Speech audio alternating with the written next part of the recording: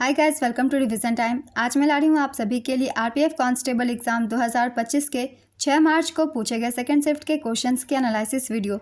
तो जिन भी लोगों के एग्जाम हो गए हैं वो अपना आंसर मैच कर सकते हैं और जिनके नहीं हुए हैं वो अपने आगे की तैयारी कर सकते हैं। जो भी रिपीटेड क्वेश्चन होंगे वो मैं आप सभी को बता दूंगी। तो चलिए स्टार्ट करते हैं आज की ये वीडियो में जितने भी जीके जेएस के क्वेश्चन हैं उन सभी के एक्स्ट्रा फैक्ट्स को आप सब ध्यान से सुनिएगा, क्योंकि उनसे भी क्वेश्चन बन जाते हैं एग्जाम्स में। तो चलिए स्टार्ट करते हैं आज की ये वीडियो। मगर वीडियो को स्टार्ट करने से पहले अगर आप चैनल पर पहली बार आए तो चैनल को ज़रूर सब्सक्राइब कर लें और साथ ही इस वीडियो को लाइक भी ज़रूर कर दें। तो चलिए स्टार्ट करते हैं 6 मार्च को पूछे गए सेकंड शिफ्ट के क्वेश्चंस की analysis video. Question number 1, Lokmanya बाल गंगाधर तिलक ने साल 1893 में कौन सा उत्सव शुरू किया था? इसका आंसर है गणेश उत्सव। लोकमान्य बाल गंगाधर तिलक ने साल 1893 में गणेश उत्सव की शुरुआत की थी। इस उत्सव को उन्होंने सार्वजनिक रूप से मनाने की वकालत की थी। पुणे के केसरीवाड़ा में 20 अक्टूबर 1893 को उन्होंने सार्वजनिक गणेश उत्सव की शुरुआत की थी। नेक्स्ट क्वेश्चन, पंचवर्षीय योजना की अवधारणा किस देश से ली गई है? इसका आंसर है सोवियत संघ। पंचवर्षीय योजनाओं की अवधारणा सोवियत संघ से ली गई थी। सोवियत संघ में साल 1928 में जोसेफ स्टालिन ने पहली पंचवर्षीय योजना लागू की थी। नेक्स्ट क्वेश्चन, अकबरनामा किसने लिखा था? इसका आंसर है अबुल फजल ने। अबुल फजल इब्न मुबारक अकबरनामा के लेखक थे। इसे फारसी भाषा में लिखा गया है। अकबरनामा 3 खंडों में बटा हुआ है। अबुल फजल को अकबर के नवरत्नों में से एक भी माना जाता है। नेक्स्ट क्वेश्चन, फुट कौन सा यूनिट है? इसका आंसर होगा एसआई यूनिट। 2024 के बजट में 1.52 लाख करोड़ की राशि किस क्षेत्र के लिए आवंटित की गई थी? इसका आंसर होगा कृषि के क्षेत्र के लिए। तो 2024 की बजट की वीडियो मैंने डाल रखी है, मगर एक बार फिर से रिवीजन करवा देती हूँ। किस मंत्रालय को कितनी राशि आवंटित की गई थी? सड़क परिवहन और राजमार्ग मंत्रालय को 2,65,808 करोड़ रुपए आवंटित किए गए। रक्षा मंत्रालय को 6.22 लाख करोड़ रुपए, ऊर्जा मंत्रालय को 1,51,851 करोड़ रुपए, कृषि और संबंध गतिविधियों को 1,51,851 करोड़ रुपए, गृह मंत्रालय को 1,50,983 करोड़ रुपए, शिक्षा मंत्रालय को 1,25,638 करोड़ रुपए, आईटी और दूरसंचार मंत्रालय को 1,16,342 करोड़ रुपए, रेलवे मंत्रालय को 2,65,200 करोड़ रुपए, सामाजिक कल्याण मंत्रालय को 56,501 करोड़ रुपए, ग्रामीण विकास के लिए 68,769 करोड़ रुपए आवंटित किए गए, वाणिज्य और उद्योग के लिए 47,559 करोड़ रुपए आवंटित किए गए, स्वास्थ्य मंत्रालय के लिए 89,287 करोड़ रुपए आवंटित किए गए। तो मैंने सारी राशि लिख दी है। 2024 में इन मंत्रालयों को इतनी ही राशि आवंटित की गई थी। अगला क्वेश्चन है, 1857 की क्रांति में नाना साहेब भागकर किस देश चले गए थे? इसका आंसर होगा नेपाल। 1857 के विद्रोह में पराजित होने के बाद नाना साहेब नेपाल भाग गए थे। नाना साहेब का असली नाम धोंदूपंत था। वे मराठा साम्राज्य के एक भारतीय पेशवा थे। नेक्स्ट क्वेश्चन, गीत गोविंद के लेखक कौन है? इसका आंसर है जयदेव। गीत गोविंद पर कई टीकाएं लिखी गई है। गीत गोविंद के पहले टीकाकार उदयनाचार्य थे। उन्होंने भाव विभावनी टीका लिखी थी। यह टीका 1170 से 1198 के बीच लिखी गई थी।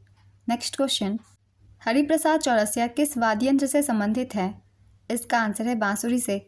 अगर आप एसएससी के एग्ज़ाम की भी तैयारी करते हैं तो इसका आंसर आपको पता ही होगा।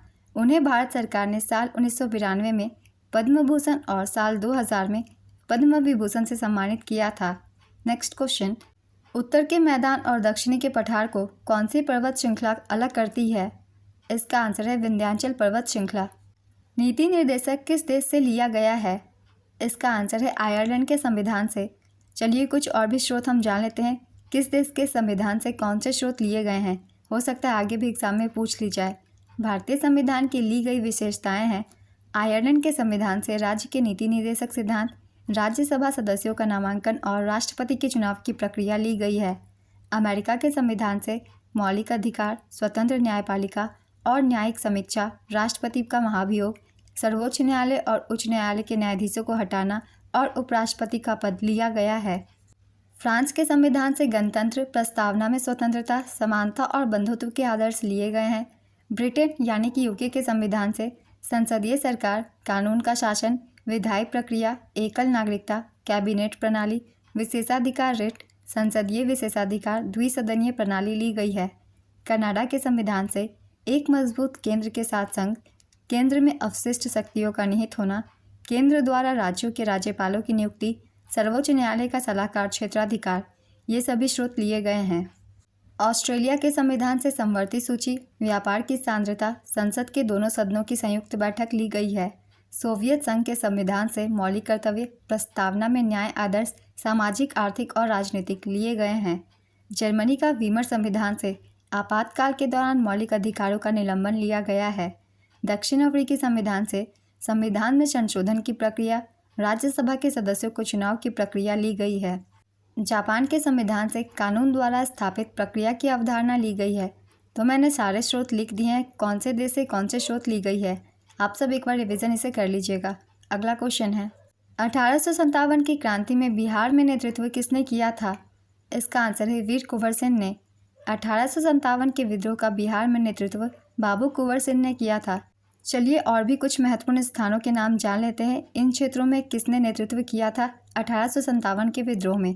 लखनऊ में 1857 की क्रांति का नेतृत्व बेगम हजरत महल ने किया था।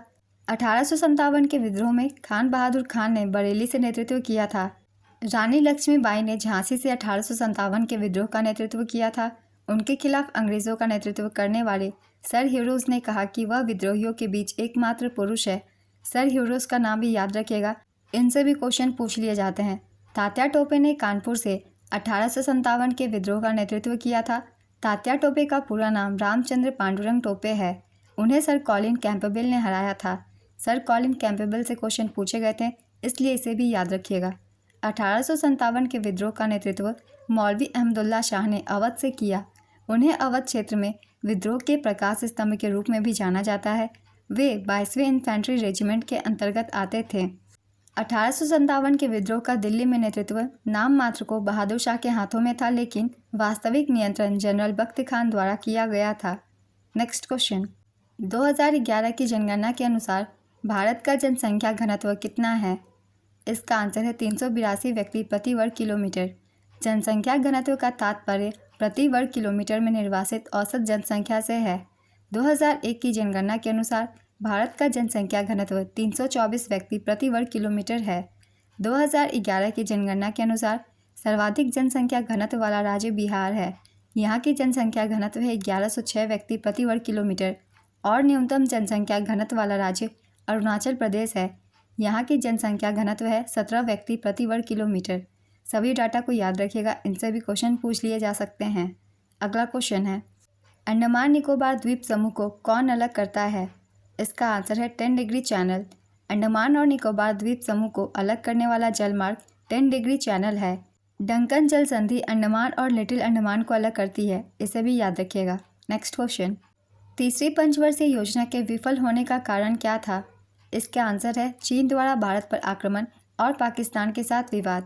हाल ही में एसएससी जीडी के एग्ज़ाम हुए हैं, मैंने उसका भी एनालिसिस करवाया था, उसमें भी ये क्वेश्चन पूछा गया था, इसलिए पहले के भी एनालिसिस वीडियो आप देख सकते हैं, आपको काफ़ी मदद मिलेगी। इसके अलावा 1964-65 और 1965-66 के दौरान कमज़ोर मानसूनी बारिश और संघीय और राज्य प्रशासन के बीच खराब समन्वय ने भी तीसरी पंचवर्षीय योजना की विफलता में योगदान दिया।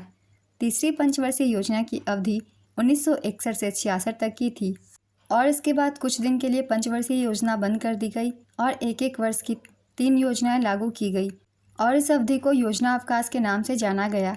अगला क्वेश्चन है, आनंद मठ कब लिखा गया था? इसका आंसर है 1882 में। आनंद मठ उपन्यास को बंकिम चंद्र चट्टोपाध्याय ने साल 1882 में लिखा था। यह बंगाली भाषा का ऐतिहासिक उपन्यास है।